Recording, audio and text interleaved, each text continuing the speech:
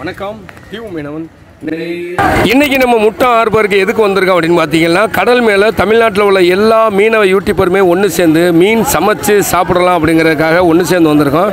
Video ரொம்ப சுவாரஸ்யமாக இருக்கும். வீடியோ பார்த்து நல்லா இருந்துச்சுன்னா லைக் பண்ணுங்கள், நல்லா இல்லை அப்படின்னு சொல்லிச்சுன்னா உங்கள் கருத்து பட்டியில் போய் காரி துப்பிட்டு போங்க. காரிலாம் துப்ப மாட்டியா, லைக் பண்ணுவியே அப்படிங்கிற நம்பிக்கையோட சரி வாங்க வீடியோக்குள்ளே போயிடுவோம். வெவ்வேறு மாவட்டங்களிலிருந்து வந்திருக்கக்கூடிய மீனவ யூடியூபர்கள் மட்டுமே இப்போ வந்து எல்லாரும் ஒன்றா சேர்ந்து இப்போ நம்ம வந்து படகுல ஏற போகிறோம். படகுல ஏறி இப்போ படகு வந்து கடலுக்குள்ளே நடுக்கடலுக்குள்ளே போகுது. நடுக்கடலுக்குள்ளேயே சமைச்சா நல்லா இருக்கும் அப்படிங்கிற ஒரு சப்ஸ்கிரைபர்களுக்கு ஒரு வித்தியாசமான வீடியோவை கொடுக்கலாம் அப்படிங்கிற நோக்கத்தோடையா இப்போ எல்லாருமே ஒன்று சேர்ந்து போயிருக்கோம்.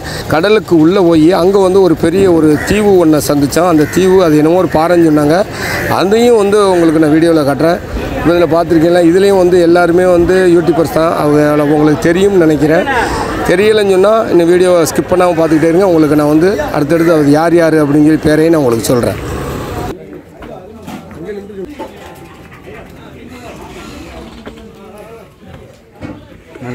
போட்டு நீளத்தை பாருங்க, எத்தனை தண்ணியாக இருக்குங்க. கொசுடுது.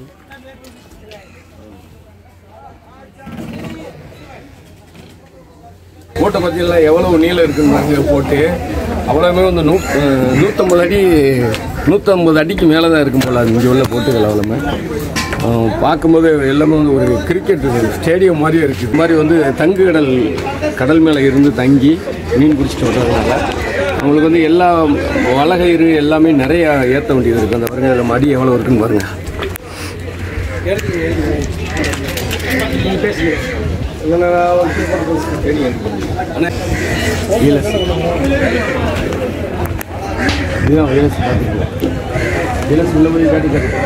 தமிழ்நாட்டில் உள்ள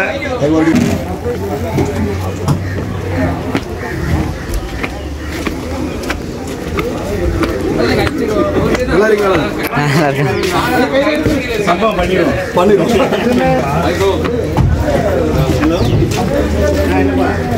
இதுவரைக்கும் நாங்கள் யாருமே மீட் பண்ணல. இப்போ தான் இங்கே வந்து மீட் பண்ணுறோம்.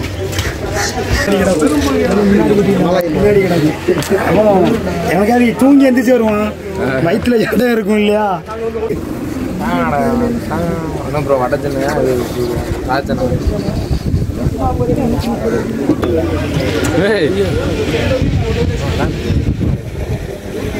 எங்க தம்பியா என்ன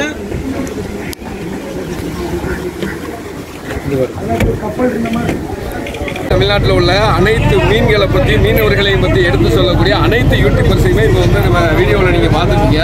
இப்போ அடுத்தடுத்து என்னென்ன செய்ய போகிறோம் அப்படிங்கிற வீடியோவை கண்டினியூவாக பாருங்கள். வாங்க.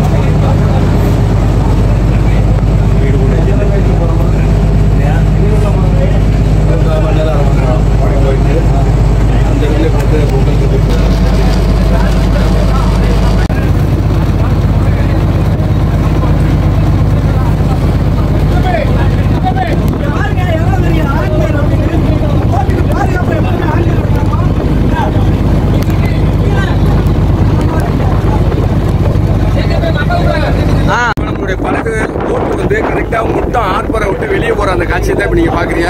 அந்த ஆர்பர் எப்படி இருக்குது அப்படின்னு பாருங்கள்.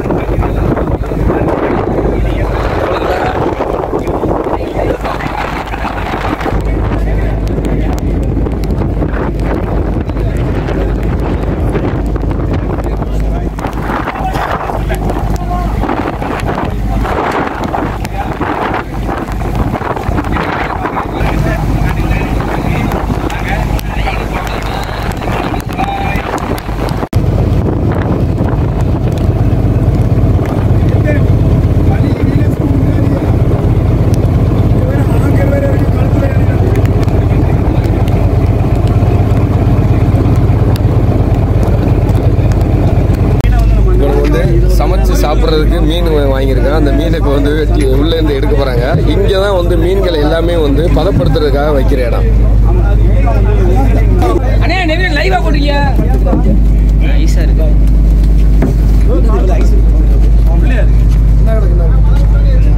கடலுக்கு போறதுக்கு ஐஸ் எடுத்து வச்சிருக்கீங்களா? ஆமா. அப்படியா? போய் பிடிக்கணும். அப்படியா நாங்க எல்லாம் சமைச்சு சாப்பிடுறது. அதுக்காண்டி வந்து அப்படியே கடல்ல பிரஸ்ஸா பிடிச்சி அப்படியே பாறை மீனை வந்துட்டு நம்ம சமைக்கிறதுக்காண்டி எடுத்து வச்சிருக்கோம். பாருங்க ஓகேவா? நம்ம கடல்லே ஆக்கி வெட்டி சாப்பிட போறோம். சரியா? நம்ம முன்னாடி வந்து உப்பு கிட்ட எல்லாம் வெட்டிட்டு காட்டுறாரு. அப்படியே கீழ வர ஒரு ஏலத்தை போய். ஹாய் மக்களே, அனைவருக்கும் வணக்கம். இது வந்து என்ன பாறை மீன்? மஞ்சள் பாறை சொல்லுங்க. என்ன பாறை? மஞ்சள் பாறை சொல்லுங்க. இங்க வந்து என்ன பாறைனா? ஒரு வியாபாரி இங்க என்ன பாறை? வேளாண்மையில வேளான்னு சொல்லுவோம். மஞ்சள் பாறை. ஒரு இடத்துல என்ன சொல்லிருக்கீங்க? மஞ்சள் பாறை சொல்லிருக்கு. அப்படியே மேல. இதைத்தான் சமைக்க போறோம். அத மூடிங்க.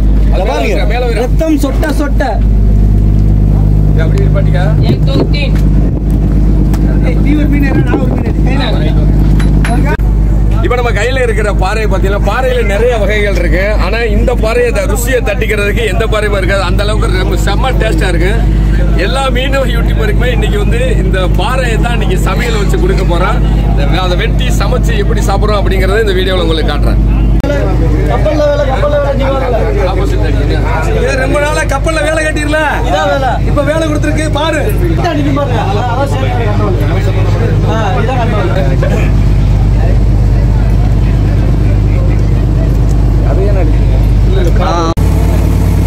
கத்தி எங்கள்கிட்ட ஸ்டீல் கத்தி இருந்தது.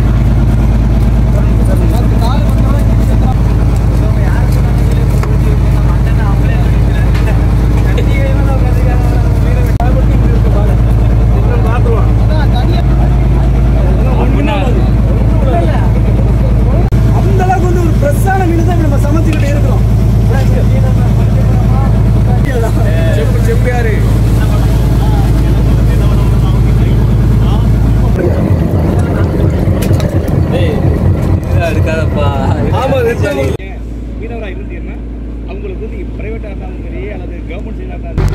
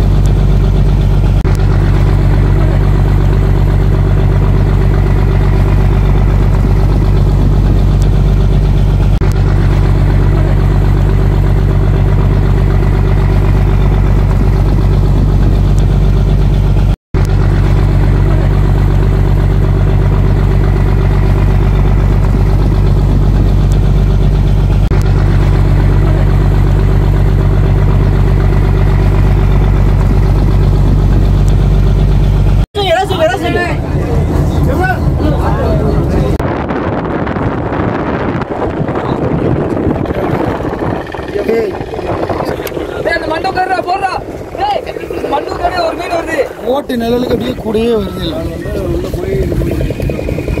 அதை நோக்கி நம்ம பார்ப்போம்.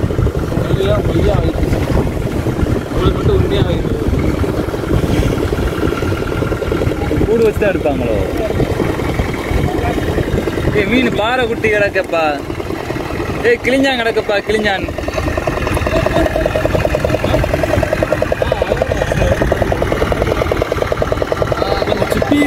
எடுத்து பண்ணிட்டு இருக்காங்க. அந்த கூண்டுல கிளி மீன் பாருங்க, கிளி மீன் நடக்கு பாருங்க. கூண்டுல கிளி மீன் பாறைலாம் நடக்கு பாருங்க.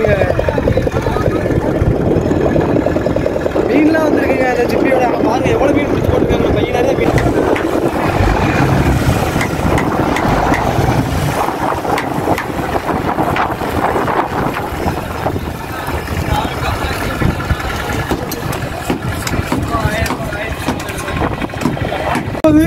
நம்ம கன்னியாகுமரி ஸ்பெஷல் புளிமிளகு இது உங்களுக்கு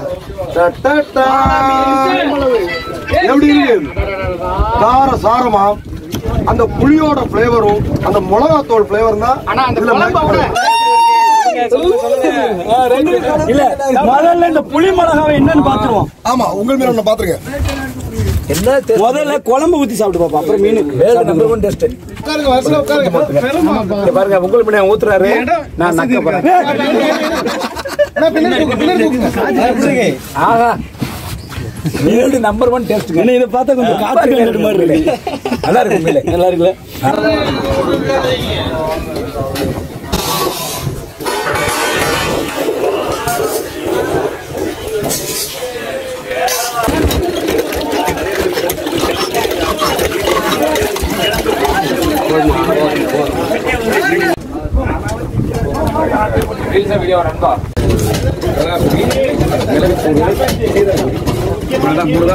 உண்மையிலே இந்த சாப்பாடு வந்து நான் இது வரைக்கும் இவ்வளவு காலமாக சாப்பிட்டு பார்த்ததில்ல. வெறும் சோறு குழம்பு கொடுப்பாங்க போல அப்படின்னு சொல்லி நான் நினைச்சேன். சக்கரவள்ளி கிழங்கையும் மீன் குழம்பா வச்சு இதோட சேர்த்து சாப்பிட்றோம். இது வந்து இப்படி ஒரு வித்தியாசமான சாப்பாடு சாப்பிட்டது கிடையாது. நல்லா இருக்குது, சும்மா ரொம்ப டேஸ்டாக இருக்குது. மீன் குழம்பு ஊற்றி அதில் சாப்பிடும்போது அவ்வளோ ஒரு டேஸ்டாக இருக்குது. நாகர்கோவில், கன்னியாகுமரி இந்த ஏரியாவில் எல்லாருமே இப்படி சமைப்பாங்க. கடல் மலையும் இந்த மாதிரி தான் சமைச்சு சாப்பிடுவீங்களா? ஒரு ஊர்களில் எல்லாருமே விரும்பி சாப்பிடுவாங்கண்ணே. அப்படியே காலை சாப்பாடு இதானே.